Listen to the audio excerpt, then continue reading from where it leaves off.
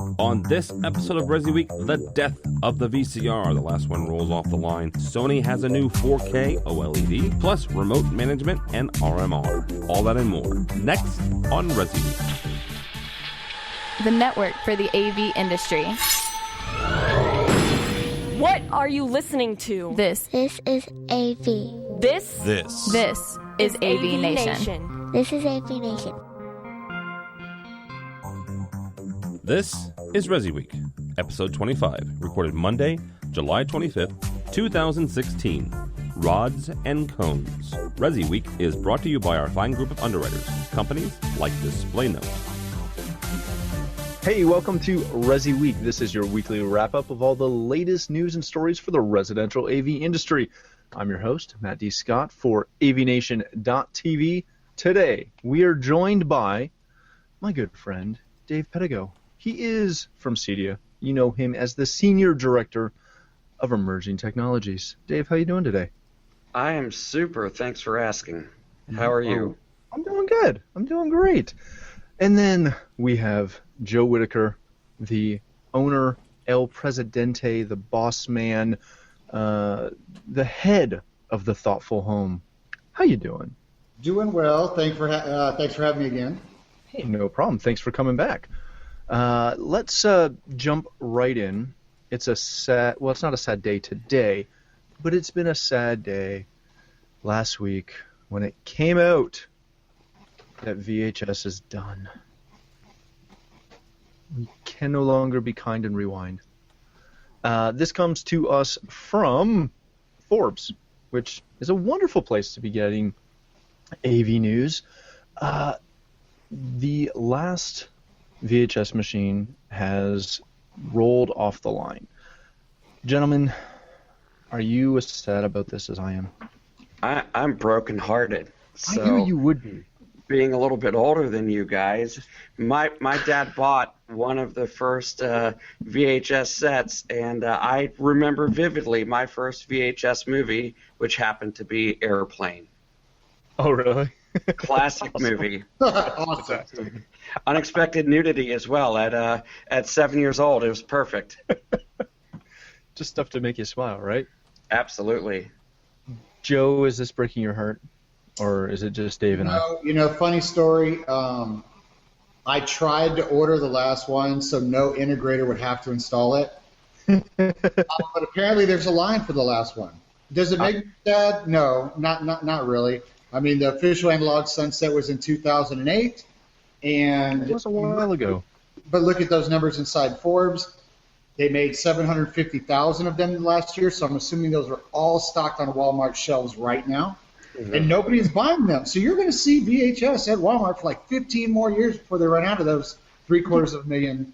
You know what, though? You do always find somebody who is just determined that they need a VHS for their home movies or that one episode of MASH they taped in 82 they want to rewatch. And then they bought that VHS DVD recording combo 10 years ago, and they still haven't converted any of them. They still use the tape. Well, yeah. The tape lets you rewind. It's fun. It's got that, it's going to come back like vinyl. It's it will. It sure will. At 320 by 240 resolution. That's right. Yeah, I don't know where we're going to watch it. Although, I still remember, doing a lot of work in commercial video houses where you had VHS, you had Betamax, you had all that stuff. Even not that long ago, it was still kicking around just in case. And I will be the first to say I miss the media that you could take a piece of tape and tape over an empty spot and record over whatever was on it. Yeah, it's true. Joe, the big question is, what are you going to do with all your S-video cables? So that's a good question. You can recycle. We can recycle them. You can recycle them. Mm-hmm. I'm sure there's a converter something for something. No, don't even start down that road. We don't want to go down that road at all. All right, we could reminisce over the good times of VHS for hours, I'm sure. I still have a VHS of Goonies to this day. Do you really? Yes, I'm keeping that forever. See, I don't know if I have a single VHS in my house, but I know in my parents' house in the basement They've got a lovely built-in cabinetry system that has slide-out drawers specifically designed for VHS. DVDs do not fit. So this is very heartbreaking to them. Well, and me too. What else am I going to do when I go into the basement and use the old tube TV that's just never been replaced and try to watch, I don't know, The Lion King or something? It's not going to fly. Or old episodes of Rockford Files? Come on. Before we move on, I do want to say the VCR built the biggest scar for the AV industry everywhere that poisoned us all, and it was called the TV VCR combo. I'm just saying, none of us will ever use a combo machine again because of that device. Yeah, but come on, how many, did you never sell a TV DVD combo? Yeah, my God, the Toshiba flew off my shelves. Yes, okay. I was going to say, because I remember those. Those were good times. See what I'm saying? Yeah. All right, let's move on, otherwise I'll get misty-eyed. Coming to us from CE Pro, Sony kind of made a splash over the last couple of days, releasing their new, wait for it, LCD Z series TVs. Did you guys catch that? No? Yeah, I was trying to figure out what Z stood for. Yeah. So you guys would refer to it as Z, but here where we pronounce things, it's Z. This is their brand new HDR series of TVs. It's really, really sexy. I can't lie. The interesting thing is they are saying that not only will this outperform their premium LCD rivals, it'll also outperform the premium OLED rivals. Gentlemen, as we kind of started talking about, just what order we wanted to talk about these lovely stories in, Dave, you got all excited about this. Why are you so excited about this? Well, I am so excited for it because first of all, I saw the master backlight drive at CES in January, and it was incredible.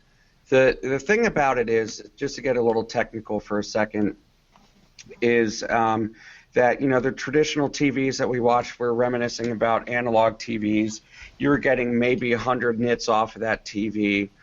So where we are now, the master backlight drive that they showed at CES was 4,000 nits. So it was bright enough that when you were watching one of the scenes, believe it or not, was from Annie, but they had a helicopter going over the Hudson River in the morning, sun's bouncing off the Hudson, and it's actually, you have this visceral response. Your eyes are actually dimming because it's so bright. Mm-hmm. So, we've focused for so long on televisions about getting the black levels right, and now we're really getting to the point of really extending the range of the white levels or the brightness. And so I can see where they're coming in with saying that it's a better picture than OLED. I certainly would say that it's up for debate, but it's an incredible, incredible picture because we truly are focusing on the contrast aspect of video watching, and since we have about 100,000 rods in our eyes for every one cone, we see significantly more detail in black and white than we do in color, and so this is a really, really positive step into getting incredible pictures. So if you add that with the wider color gamut, I think they said that they're almost at the DCI P3 spec, so they're 25% greater picture colors than the Rec 709 standard. It's a really incredible picture. Yeah, I didn't get a chance to see it at CES, but I've kind of known it was coming, and we've seen a lot of stuff on it, and it does look fantastic. Now, they are suggesting that the 65 inch is going to sell for somewhere around 7K, the 75 for 10K. So that means next year that'll be 3 and 5. Well, yes, of course. They didn't release the 100-inch, the cost on that. We know as integrators that 75 and the 100 will probably be the ones that will, A, want to sell, and B, that our clients are going to want. Do we, Joe, find it interesting that they said that they do not want to stick these models in a wall of TVs, that they really want to go after custom integration and AV specialists, not your general appliance stores? Does that mean, is that an empty promise? Well, okay. Let me put it like this. So I'll show my age in the industry for just 1 second. Oh, don't do that. I will preface that by saying they said that they want to do that. However, it will be on Amazon.com and Best Buy. Well, Of course. There's half your empty promise right there. But so a long time ago, there was this very integrator-friendly, great margin brand out there called Fujitsu, which I love to death, and they loved the integrators more than anyone, and they were probably they were the go-to for a long time. And then the integrator market for TVs dropped out. It pretty much just washed away magically. Well, they're starting to embrace that again, where Samsung isn't. Other brands are really not. They're all over everywhere. You can buy a 4K Samsung at Walmart. But Sony, I've started to see their engineering getting better, their development getting better, their forward thinking getting better, and they're actually starting to target us with a $50,000 floor projector that's freaking amazing that you can splice together and do a wicked wall. They've got the new 4K big boy. I mean, they're really starting to hit that market, specializing for integrators with great IP control, all the other bells and whistles that we ask for. Built-in streaming media that has, you can direct jumps with any control system. They're really starting to move. They're starting to fill a gap that we do not have. There's nobody that's doing the moves that they're doing from a TV and projector manufacturer, specifically for our market. What does hurt us is you can get it on Amazon.com and you can get it from Best Buy. That's kind of the only downfall. I would say it's funny when this TV was first kind of announced. It was probably maybe the week before Dave saw it at CES. I get a message and a picture from Jason Savage at Sony, and he's like, "Dude, you've got to see this. I've officially fallen in love." And when he tells me something like that, I'm like, "Yeah, okay, that's marketing talk." But I mean, now I've seen it, and you're right. This is kind of They made a mistake at CD a while back. I'll just say that I actually think they're starting to fix it with their products now. That's a wonderful way to dance around that. Yeah. Because, we've seen, and again, I don't know how it is stateside, but for us up here, we've seen a lot of the premium television products disappear from our suppliers and our distributors and go direct to, again, the big box stores.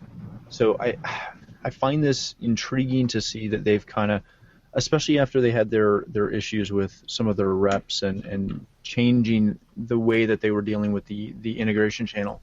It's a really interesting thing to see. Dave, can we expect to see this at CEDIA? Oh, of course. No, I really think so. And what I'll say is I think that we will see as the industry, from a television perspective, is that so the cutting edge technologies, and there's multiple technologies that are coming down the line over the next few years that they're going to target our market first because we're in front of the clientele who has the ability to afford a $10,000 75-inch TV or say a $20,000 100-inch TV or whatever it's going to be. So, we're only at,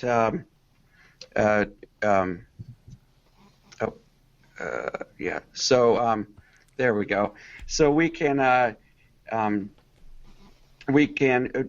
DCI-P3 is what we're looking at for the Sony. So the color is not quite so. It's not there yet. We're going to get Direct 2020, which is significantly better yellows, better reds and greens. So I think over the next few years, you'll see, okay, well, first we're going to get to, let's say, 4,000 nits, although in the article they don't specifically state what the actual brightness is. It'll probably be a little bit less than what we saw at CES. So we'll see brighter TVs that are coming out. We'll see colors where we're going to get closer and closer to Rec 2020, and there's a new Rec 2100 that's coming out as well, higher frame rates. So, and I think that TV manufacturers realize that they can produce displays where they can make some margin on them, and then our members can make some margin because we're in front of the early adopters and one with the disposable income to be able to afford what is really truly a luxury product. Well, yeah, because let's remember, this is not, especially, at that 75-inch, $10,000 price point. That's not something your average person is walking into Best Buy and just throwing down on their Visa or MasterCard. No, and I don't think that, no disrespect to Best Buy, they do some good things as well, but go and try to get somebody, who's 18 years old and, just graduated high school and explain what Rex 709 or DCI P3 is or the brightness. All they're going to say is, dude, good. It's really cool. Means it's really good. Yeah. Oh, lovely. Very nice. Moving on, we've got an article from Residential Systems from my good friend Todd Puma. He wrote a lovely article, as I said, on remote monitoring and how being able to be there and in the door and correcting things proactively ahead of time, how that makes you look fantastic in front of your client, but B, it's kind of the backside of you can make a lot of money on that RMR from remote monitoring, but it's much more effective than just showing up and doing a service call. Joe, is this something that I hate to say that this is this something that our dealers or our integrators still need to get? I feel like it is. No, yeah, I mean on that, it's sorry. I know I opened a wormhole right there. And I'm gonna plug Dave Pedigo real quick. It's definitely something they need to get. So I would actually recommend that anybody watching, if they're attending CEDIA, take the there's a class on RMR. What is it? Now I just drew a blank. Well, there's classes. Yeah. There's some on the remote management aspect, and there's also one on service contracts. Excuse me. There's a class on service contracts. There you go. Take those two classes, you put them together, and this is what every integrator needs to do. Because, I mean, you think about it, some of the ones that are named in here, you have Pack Edge with Backpack. Mm-hmm. Now, Pack Edge is going to get into some really interesting stuff now that they're part of Control 4 and actually be able to track things on a MAC address and IP level down to a device level, similar to what another company that's actually been around for a little while called IHG does, which wasn't mentioned in this article. You've got IHG that has been doing this kind of thing for quite a while. And if you deal with IHG, they'll actually help you set up these service contracts so that you have some turnkey RMR already built in. And then they mentioned Blue Bolt, which has been around for, gosh, I mean, exactly, a decade at least. Yeah. I've been doing Blue Bolt since, well before I was up in St. Louis. It had to be a decade. So, I mean, these things are out there, and we've used them as tools for us rather than tools for our clients. And when you use a tool that's ours, that's a company's, that's a HTP's company, a technologist company, we consider that like we're buying a drill. I bought a drill. I'm not charging my customer for this drill. However, we need to start thinking about these services as tools for our clients, so that we're, we know ahead of time when something is going wrong or before it even goes wrong, and it's fixed before they even notice. That's how a service contract is supposed to work. But a lot of integrators don't look at it that way. And they need to start looking at this investment in real, monitoring and proactive monitoring, not after the fact. Mm-hmm. They need to start actually putting this into a process that's profitable for them, better for the client, because it's looked at that way now. This is a client tool, not an integrator's tool.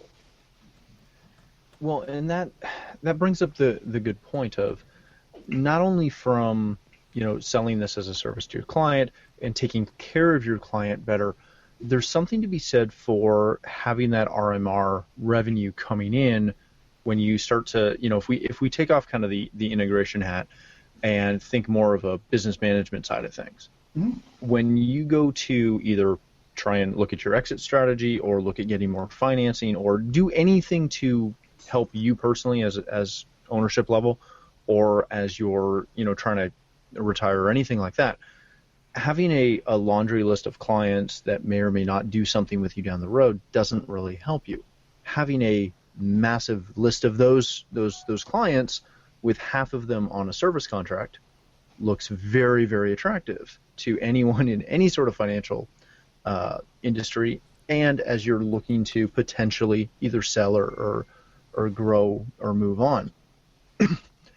How important, Dave, is it for us to kind of get past, again, as Joe said, just using stuff like this as tools, whether it be for our tools like drills and that type of thing, or for client-facing tools, and using this to help build our bottom line and the valuation of our companies? It's critical. Like, it's not just like a little bit important. It is, oh my God, it's so important. For years we've actually spent, I've been up on and speaking on panels or teaching classes and talking about the importance of RMR, and so we try to stress you have to have something, you really put it eloquently, you have to have something in the pipeline that shows that there is a value to the company other than just the capital equipment that you have and your name. Yeah. It's really, really super important. The hard thing is that, so say 2009, 2010, we'd ask how many of you are interested in recurring monthly revenues. We'd ask in our annual surveys, and you'd get, let's say, 20%. What we've started to see is that slow climb, but there's still probably about 40 or 50% who don't want to get involved in recurring monthly revenue because they think that they can't move the needle enough, that the dollar figures that are coming in aren't enough to actually move the needle. They're not a security company. They're not used to it. But the bottom line is the exit strategy is so important. Of course, everybody wants to be wildly successful and make millions of dollars, but at the end of the day, what we're really trying to do is to build a business. We all want to be able to go on vacation with the family.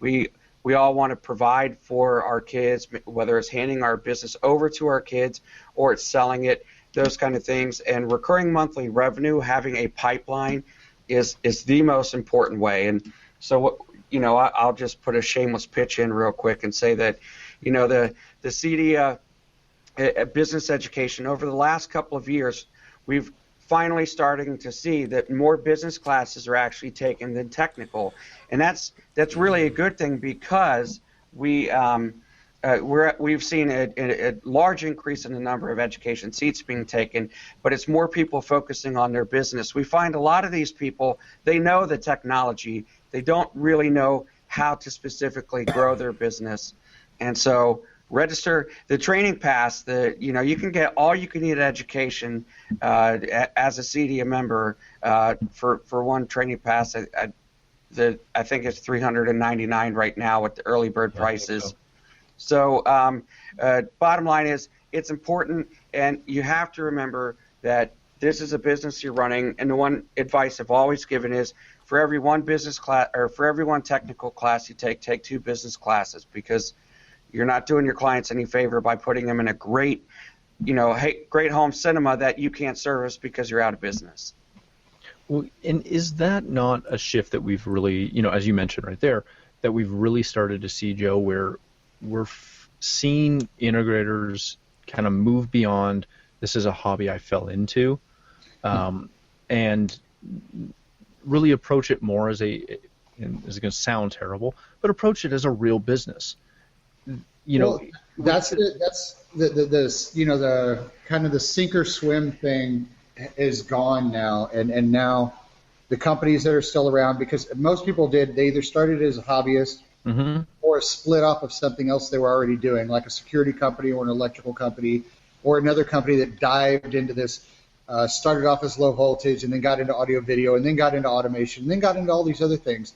But it never really, for most companies, it didn't start as it was a business plan. This is what it is, and the housing market kind of just, when it crashed, it kind of weeded out, the ones that really had no longevity when it came down to the business side. Then you had the survivors, which were those who kind of figured their way through the business side just to stay alive.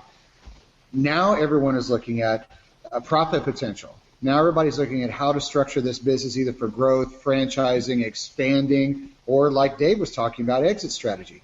So, and Dave's right. You know, we've come to a technical peak as far as technology, where the only things that are really changing really fast on us are video formats in 4K and HDR and things that those of us who have been in a company or been around there, they're easy for us to grasp. They're just new numbers on old ideas. So now everybody's really concentrating on the business side, and I totally agree with Dave.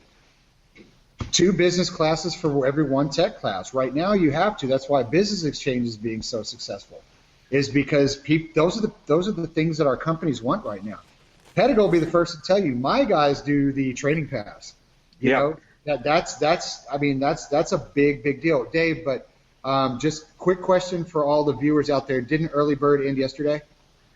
It did. So Dave, I know. getting our hopes up. What I can say is, you know what, if you just missed the deadline, give us a call. You know, Dave will take care of it. A week from now, don't ask me for that. So this is going to be the AV Week extension. Yes. If you watch ResiWeek, you call and you talk to Dave. That's right. No, I would highly suggest for every company out there right now to start really concentrating on the business classes, because we can try to weed through it, we can try to figure it out. But most of us we weren't built for that. We all came from tech backgrounds, not business backgrounds. So when it comes into getting the real nuts and bolts on RMR, what a profit and loss actually looks like, and how that works, how to maximize that for bank financing, selling. Here's growth. a question for both of you. Yeah. With Cedia being, a little over, 2 months away, month and a half away? Oh, gosh. It's close. If you haven't already, booked all your tickets or got your whole team ready or whoever's going, if you haven't made that decision, are we to a point where, in addition to sending that lead tech or those couple techs to show up and see some gear and take some tech classes, are we at the point where we should be bringing all your executive staff? Oh, I mean, in my opinion, I hear what you're saying. All the time. But you always see people and they're like, "Hey, who do you have with you?" And they go, "Oh, I've got my lead tech. I got my lead installer." You never hear about the office staff coming. Matt, I got a good one for you. Matt, are you ready? Are you ready for this, Matt? Go. I'm ready. Hey, Dave. Me and Dave been messaging back and forth for days and days and days. Dave, who is going to be taking some Cedia classes this year? Well, some of your top people at your office. And myself. Oh, yeah, that's true. Oh, yeah. That is right. That is correct. So, yes, it is important for all upper staff to, for one thing, I cannot stress refreshers. There's things that, somebody up at the top might not touch for 2 years, but, it lands in their lap in a very big way. I could not stress refreshing, and then also keeping up on some of those business classes. The Business Exchange, there was a great class that I really think should be a Cedia class, by the way, Dave, the one that talked about employee hiring, things about HR. Those are things that, I wasn't familiar with myself. And you look at that, and those are legal things. Those are things that could shut down my business if I do it incorrectly. Well, so, I think that these things are super important. And Dave's staff and the stuff they do is amazing.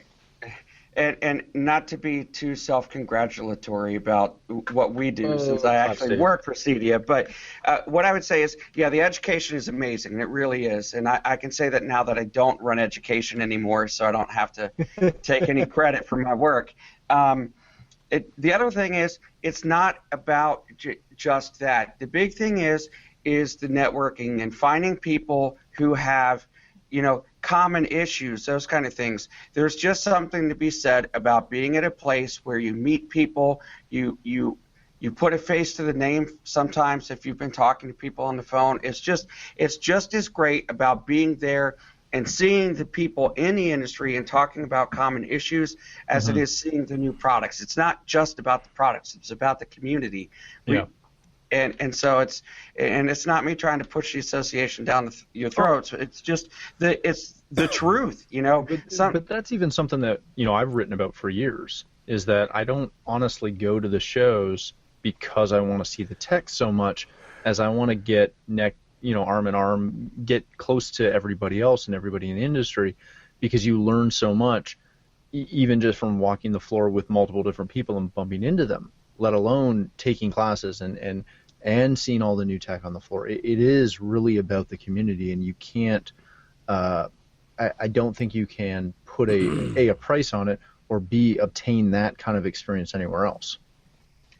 I agree. And, you know, for some people who think, well, you know, I don't, you know, have the money to, say, spend, you know, $500 or whatever it is for classes on education, there's also hundreds of manufacturers' product trainings as well. So there's opportunities in all sorts of areas. All right. Well, gentlemen, thank you so much for being on this episode. I had a blast. Thanks for the opportunity. I can't wait to watch you in lo-fi on a VHS. Can you guys down-res this to 320? I think I have a high 8 camera somewhere in the office. I will pull it out and send you a little video. Make sure you interlace it as well. Of course. It won't be progressive. It'll be interlaced. All right, gentlemen. Joe, where can people connect with you? You can always connect with me through Cedia. I'm always there at the show and involved with all these great guys that work there. Also, you can find me at Thoughtful Home on Twitter, the Thoughtful Home on Facebook, and you can check out our hashtag Functional Friday videos. They're getting funner and a little better as we go. And you can always find me at joe@thethoughtfulhome.com. Very nice. Dave, thanks for being here, my friend. Where can people connect with you? I'm nice and easy. Just Dave Pedigo on Twitter. Just at Dave Pedigo. Beautiful. And where can people grab all their CD information and planning for the show, which is upcoming? Just go to cedia.net and click on Expo, or the show, sorry. I have to remember we're calling it the show. And it's all there for you. But if you have any questions, we are a customer-oriented organization. Give us a call. I'll give you my direct line, 317-735-4052. I'm happy to talk to anybody who's got questions. And that's definitely the number to call if you want that extension on that education pass. That's my direct line there. The training pass. You're so welcome, Dave. Excellent. Well, again, thank you guys so much for joining us. For myself, if you want to follow me, you can find me at Matt D. Scott on Twitter, or at Omega Audio Video as well on pretty much every social platform. But more importantly, as much as I like to think I'm important, not so much. Visit us at AVNation.tv. You'll find this show, all our past episodes of this show, as well as a wide variety of other shows and verticals that we as AVNation.tv cover. And last but not least, when you visit the site, make sure you check out our underwriters. We have a big thanks to them. We want to thank them for supporting us. And if you like what we do, check them out. They're all good people. So thanks again for watching. That's all the time we have for ResiWeek.